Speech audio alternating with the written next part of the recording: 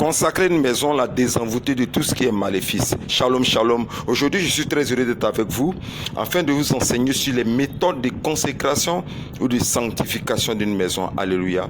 Parce qu'il est très important de pouvoir désenvoûter ou délivrer une maison de tout ce qui est puissance et ténèbres avant d'y habiter. Regardez le frère Mathieu m'appelle un jour, me dit: ah, homme de Dieu, vraiment ça ne va pas chez moi. J'ai dit: mais qu'est-ce qui se passe? Il me dit: je suis entré dans un immeuble, j'ai déménagé avec mon épouse, mais il y a eu des événements étranges dans cet immeuble, et quand je suis entré, j'ai vu plusieurs personnes y sortir, c'est-à-dire des personnes qui sont entrées, qui ont déménagé, qui n'ont même pas duré, qui sont sorties de l'immeuble. Voici les symptômes de l'immeuble. Les enfants tombent malades de manière étrange. C'est-à-dire qu'il y a une peste qui envahit les enfants des locataires de cet immeuble-là. Et il y a une maladie étrange qui s'abat sur ces enfants. On ne comprend pas. Les parents passent le temps à dépenser énormément. Deuxième, il y a des écoulements d'eau. C'est-à-dire, il y a comme le gros robinet qui se casse et l'eau envahit le bâtiment. C'est-à-dire, chaque personne est frappée par des écoulements d'eau étranges. Soit c'est le robinet qu'ils ont oublié, ils sont partis au travail, qui coule, qui mouille tout le bâtiment. Soit c'est la tuyauterie ou c'est le compteur qui a sauté, ainsi de suite. Beaucoup d'événements où le bâtiment est toujours trempé dans l'eau. Troisième élément, selon quelqu'un qui me disait cela, le frère Mathieu, il dit: tu rentres dans le bâtiment marié, tu sors dans le bâtiment séparé. Tous les couples qui sont entrés en tant que couple dans cet immeuble sont sortis déstabilisés totalement. Ok? Qu'est-ce qu'il y a dans ce bâtiment? Je vais vous rappeler quelque chose que vous devez répondre. Chaque propriétaire de terrain, propriétaire terrien ou chaque propriétaire de maison bâtit son édifice sur un hôtel, ce qu'on appelle l'hôtel de son Dieu. Amen, amen. Et là, rares sont ceux qui confient les maisons à l'Éternel. Très, très, très, très rares. Peut-être à 99%. En Afrique ici, les gens croient à l'occultisme, ils croient à la magie, ils croient à la sorcellerie, ils croient à quoi? Au marabout, ainsi de suite. Ils croient à tous ceux qui invoquent les génies et les esprits. Donc, c'est à ceux-là qui confient leur maison. Et voilà, ce monsieur, qu'est-ce qu'il a fait? Ce type, il est allé enterrer le squelette d'un enfant.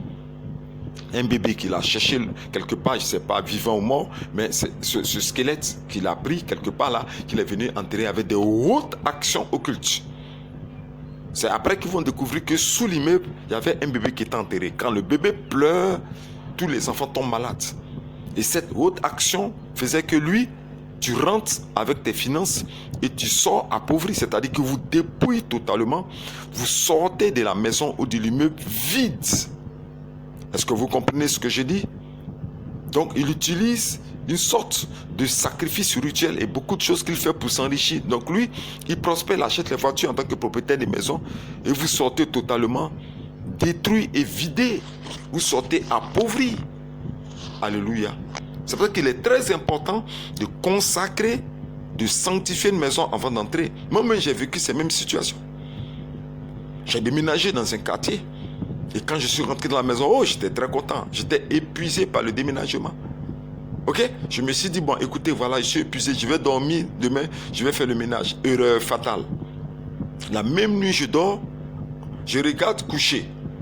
Je lève la tête sur le plafond là, je regarde, je vois des écritures arabes, des cartes sémitiques de la maison. Donc j'ai voulu le lendemain faire la peinture pour faire disparaître ces écritures.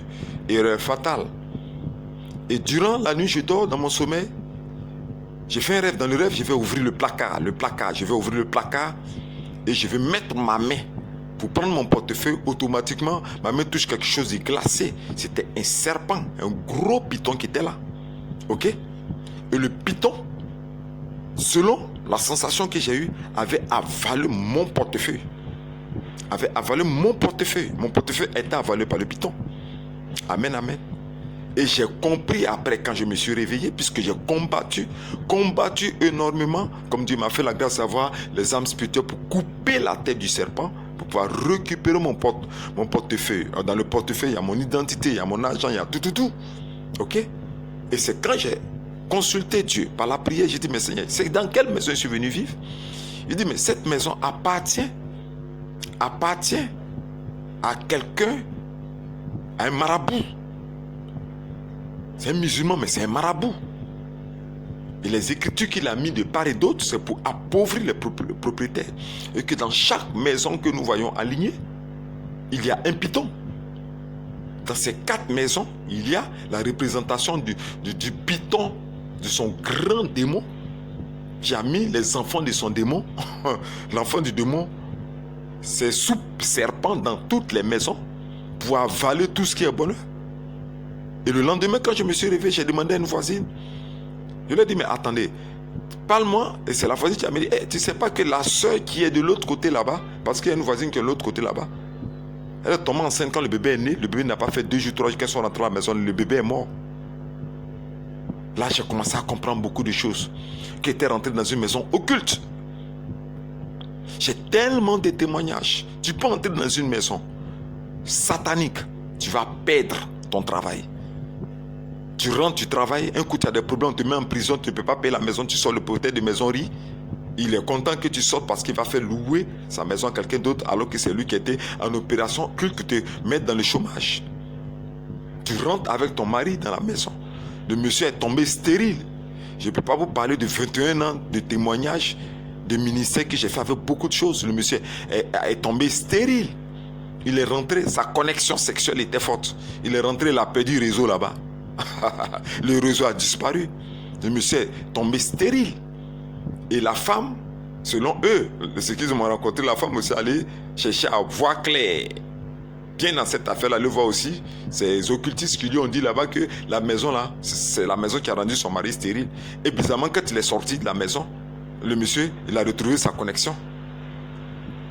Il a retrouvé sa force d'homme. Amen. Une maison tue. Une maison appauvrie. Une maison amaigrie. Une maison rend malade. Où tu es entré, frères et sœurs? Beaucoup de personnes n'ont pas le mystère de la consécration ou la sanctification d'une maison. Ils se peintent. Aujourd'hui, je vous donne ce mystère. Amen. Retiens bien. Ok? Retiens bien. La parole de Dieu dit, parce qu'il faut une parole pour servir d'exemple. Ok? Ne pas qu'on dise que ça vient du prophète. Ça vient de la Bible. Il faut une traçabilité. Matthieu 7, le verset 24. Je lis. C'est pourquoi quiconque entend ces paroles que j'ai dit et les met en pratique sera semblable à un homme prudent qui a bâti sa maison sur le roc. La pluie est tombée, les torrents sont venus, les vents ont soufflé et se sont jetés contre cette maison. Elle n'est point tombée parce qu'elle est fondée sur le roc. Alléluia. Le roc, c'est Jésus-Christ.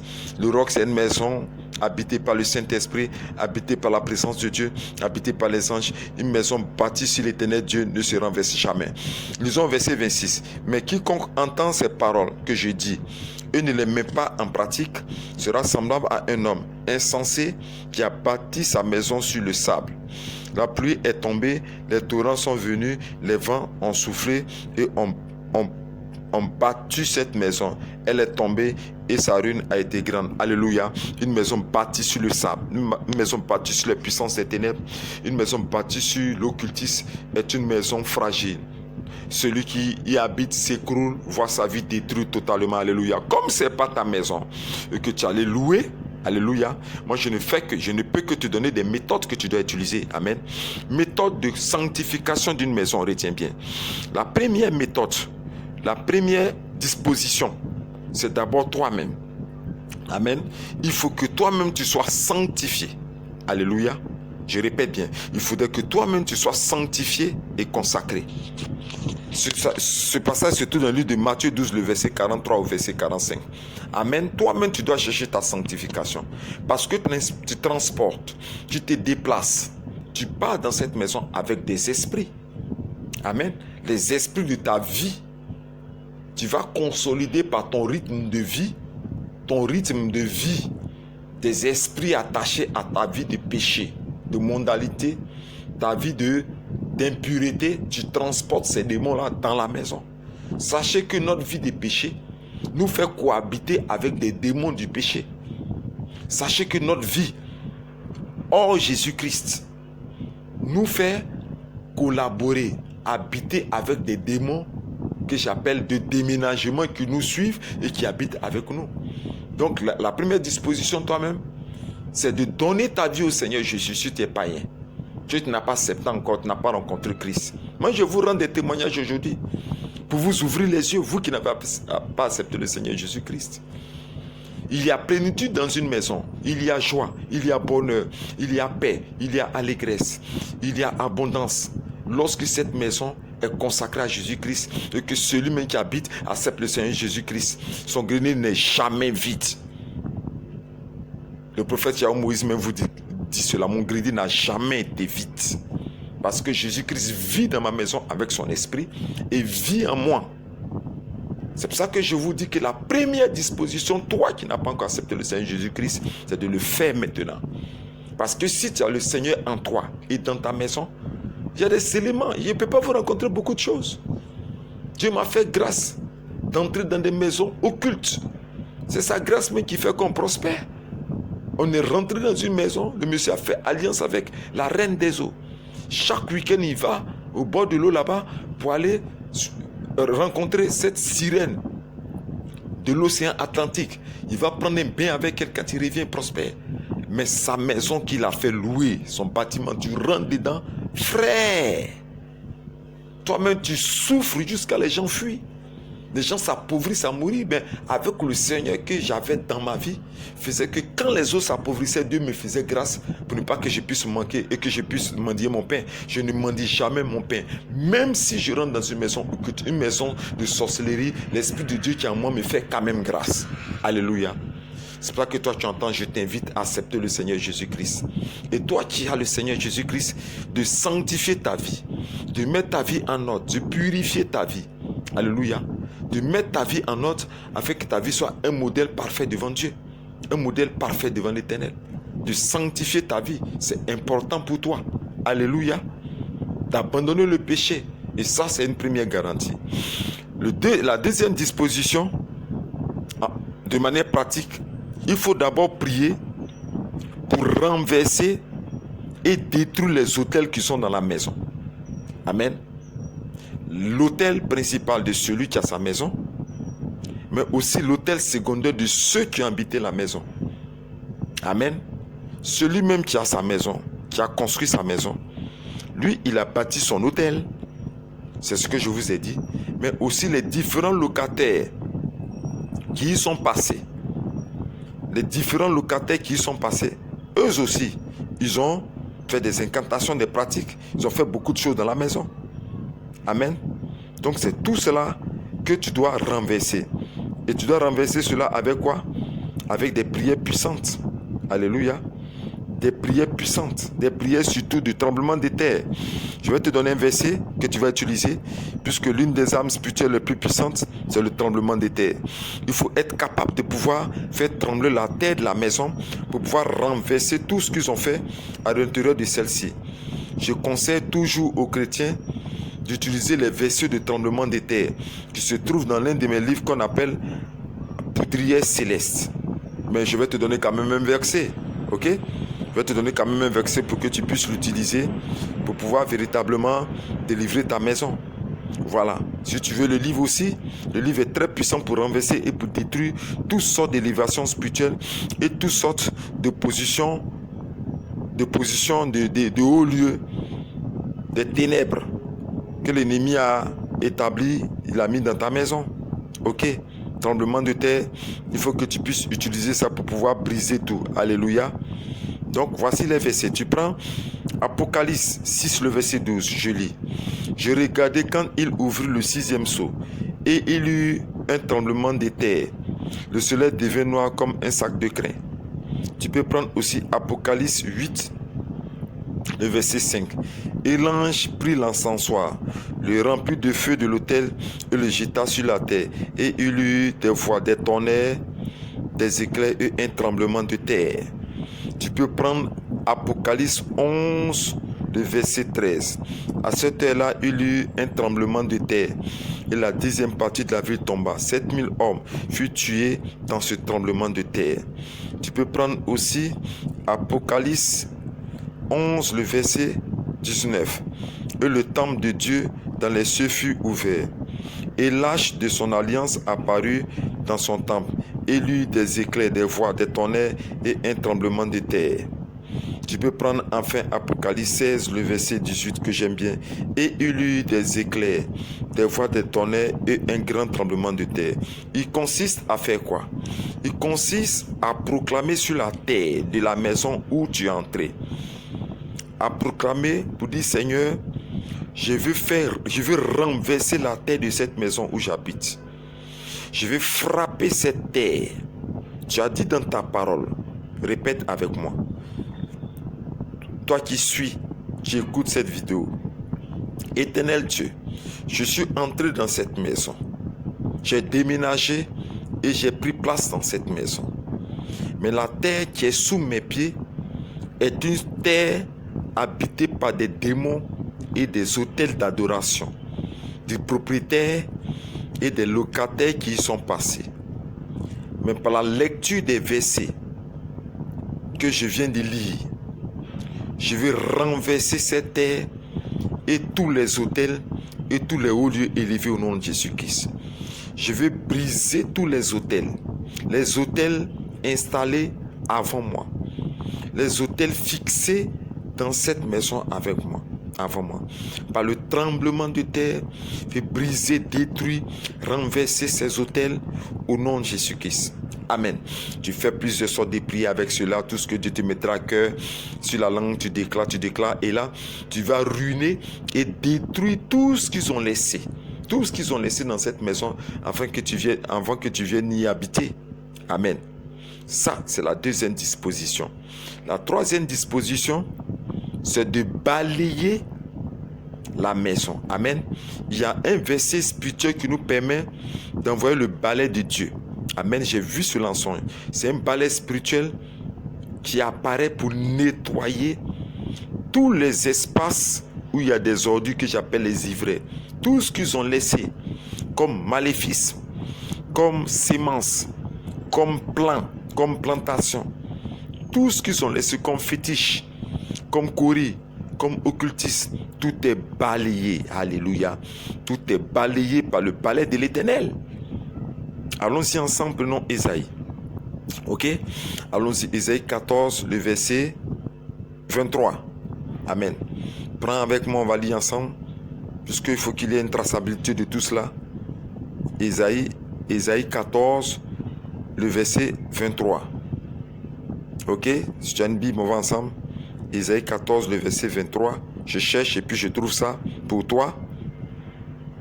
Ésaïe 14, le verset 23. Et je lis.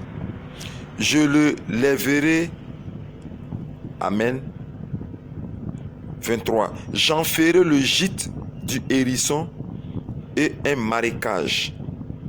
Et je la balayerai avec le balai de la destruction.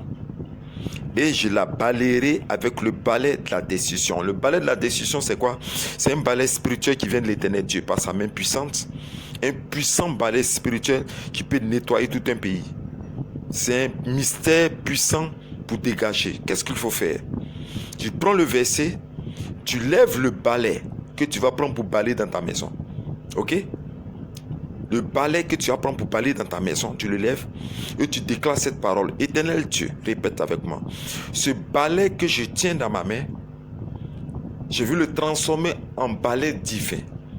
Le balai de l'Éternel, afin de dégager de toute ma maison tout ce qui est occultiste et satanique planté, sémé, laissé ici, dans cette maison. Je vais envoyer tout cela dans les lieux arides au nom de Jésus-Christ. Amen. Donc quand tu as prié sur le balai ici, et que tu as ajouté même des paroles après ton inspiration, tu dégages et tu vides toute la maison. Alléluia, spirituellement, en balayant. Mais il y a une deuxième chose à faire avant que tu ne balayes. Prends une bassine d'eau, une ou deux bassines d'eau, et là va rentrer en compte le sel. Amen. Tu mets le sel dans la bassine d'eau, tu mélanges. Amen. Et tu prends Apocalypse 5, le verset 9. Et il chantait un cantique nouveau en disant: tu es digne de prendre les livres et d'en ouvrir les sceaux, car tu as été immolé et tu as racheté pour Dieu par ton sang les hommes de toute tribu. Amen. et tu fais cette prière. Seigneur Jésus-Christ, je veux transformer cette eau et cette bassine. Je veux la transformer spirituellement en sang de Jésus-Christ. J'ai jeté le sel, afin que le sel qui est source de vie se manifeste. Souviens-toi que Élisée, lorsqu'il allait dans la ville, on lui a dit, Élisée, sois le bienvenu. Le séjour dans cette ville est bon, mais les eaux sont mortes. Élisée prit le sel, il alla à la source de l'eau, il jeta le sel dans l'eau et il dit, que jamais qu'on ne trouve plus mort dans cette eau. Éternel Dieu, je vais prier afin que cette eau dans laquelle j'ai jeté le sel soit une eau de purification, de sanctification, de désenvoûtement, de nettoyage, de blanchissement, une eau pure qui sort de ton trône pour emporter tout ce qui est envoûtement au nom de Jésus-Christ. Amen. Donc voici la méthode. Vous avez l'habitude de prendre du savon ou du savon pour mettre... Non. Tu mets le sel, simplement l'eau. Quand tu verses l'eau, tu balais, tu pries, je mets dehors, je fais sortir de la maison, je la sanctifie, je nettoie. Tout ce qui est envoûtement est neutralisé, est maudit, tout ce qui est sorcellerie, tout ce qui est magie dans cette maison. Et tu balais, tu frottes, tu frottes avec de l'eau. Tu vas voir que toute la maison sera salée. Tu balais, tu frottes, et tu dégages l'eau de la maison. Elle sort par la porte, elle verse dehors et puis c'est terminé. Tu viens de faire quoi? Tu viens de balayer. Alléluia. La quatrième chose que tu dois faire, c'est la purification de la maison avec l'huile. Et là, c'est de là que vous aurez besoin de moi. Parce que l'utilisation de l'huile est réservée aux prophètes sacrificateurs, ceux qui sont appelés aux sacrés et à qui Dieu a donné par leur langue de consacrer l'huile pour que l'huile devienne une huile de sanctification et pure. Voilà, c'est pas n'importe qui utilise l'huile pure. Donc, il faudrait que je prie sur cette huile et que je te montre la manière de l'utiliser. Amen. Et la plupart du temps, nous utilisons beaucoup l'huile, ce qu'on appelle sur les passages. Les passages spirituels, ce sont des portes spirituelles. Amen, amen. Chaque maison a un passage spirituel. Il y a la porte, il y a la fenêtre. Mais aussi, comme ce que j'avais découvert dans une ville, dans une sous-préfecture, la porte était un trou. Il y avait une souris qui avait fait un trou dans la cour, dans une des chambres, et c'est par là-bas que passaient les esprits. Ok? La porte peut être aussi une petite fissure qu'ils ont laissée en hauteur du plafond. Ça peut être, j'ai vu beaucoup de portes spirituelles. Donc c'est à ces portes d'entrée, les portes clés de la maison, qu'il faut véritablement faire une imposition d'huile. Alléluia. Donc, je peux consacrer cette huile et prier par la grâce du Seigneur. On s'appelle vidéo Facebook, si tu es hors de la Côte d'Ivoire, que tu es ailleurs. On s'appelle vidéo YouTube, comment on appelle? C'est WhatsApp, vidéo WhatsApp. On s'appelle vidéo WhatsApp. Et puis on consacre la maison ensemble. On bénit la maison ensemble. Là, je vais t'aider à pouvoir purifier la maison. Parce que la Bible est claire. Dans Exode 30, verset 29, la Bible dit à Moïse de consacrer cette huile, afin de changer cette huile en huile d'onction, afin que cette huile serve à consacrer Aaron et ses enfants. Et tout ce qui touchera cette huile sera sanctifié. Et là, c'est le domaine du prophète. C'est le domaine du prophète véritablement qui va prier sur cette huile. Et puis ensemble, on va se voir et puis on va consacrer ta maison, la purifier avec cette huile consacrée qui changera d'aspect dans le monde spirituel. Alléluia. Et la dernière chose qu'il faut faire, c'est la purification odorifiante, ou bien la purification, la délivrance de l'odeur de la maison. Alléluia. Je vous en parle parce que beaucoup ne connaissent pas le mystère de l'odeur du parfum. Regardez où Jésus est né. Jésus, à sa naissance et à sa fin, c'est-à-dire à l'entrée et à la sortie de son passage sur cette terre, a été arrosé de parfum. Le mystère du parfum, le mystère de l'odeur. Quand il est né, Regardez la condition dans laquelle il est né, où il est né. Cet endroit n'honore pas Dieu. Ça sent là-bas. Il y a des moutons, il y a la bergerie, il y a tout, ça sent. Et les mages qui sont allés bénir le nom du Seigneur, lui ont fait cadeau de quoi? Regardez, lisez la Bible. Des trésors. Ils ont sorti les trésors, l'encens, les parfums, odorantes qu'ils ont fait, qu'ils ont offert, parce qu'il fallait changer l'odeur du lieu où Jésus est né. Il fallait impacter ce lieu d'une odeur agréable. Il est né avec le parfum, il est mort avec le parfum. Et lorsqu'il était avec ses disciples, cette femme vient, elle brisa le parfum. Un des disciples lui a dit, mais pourquoi cette femme-là gaspille ce parfum cher? Il dit, mais laissez-la embaumer mon corps. Il est né avec le parfum, il est mort avec le parfum, il est né avec l'odeur agréable, il est mort avec l'odeur agréable, le mystère du parfum. Tu peux rentrer dans une maison avec une odeur maléfique. La maison a une odeur maléfique. La maison a une senteur maléfique. Tu rentres dans une maison, les gars ont brûlé des produits qu'on appelle la exotérique, des produits envoûtants pour avoir l'argent, des produits, des odeurs magiques qu'ils ont brûlé, des encens, des trucs consacrés pour la magie. Mais tu rentres là-bas, mon frère, ça ne va pas aller chez toi. S'ils ont brûlé des parfums ou des choses exotériques, tu dors dans la maison, la sirène des eaux vient coucher avec toi matin, midi, soir, tous les jours. Ou le mari de nuit vient chaque fois coucher avec toi. Tu ne comprends pas, tu es marié, mais tous les jours, le démon vient te faire l'amour dans ton lit. Auprès de ton mari, tu n'aimes pas ça, mais à cause de quoi? L'odeur qu'ils sont restés, l'odeur qui est exotérique, sexuelle, là, tire. C'est quelle odeur ils ont laissé dans cette maison où tu es rentré? C'est quelle odeur ils ont laissé dans cette maison où tu es entré? C'est la question qu'il faut te poser. Alléluia.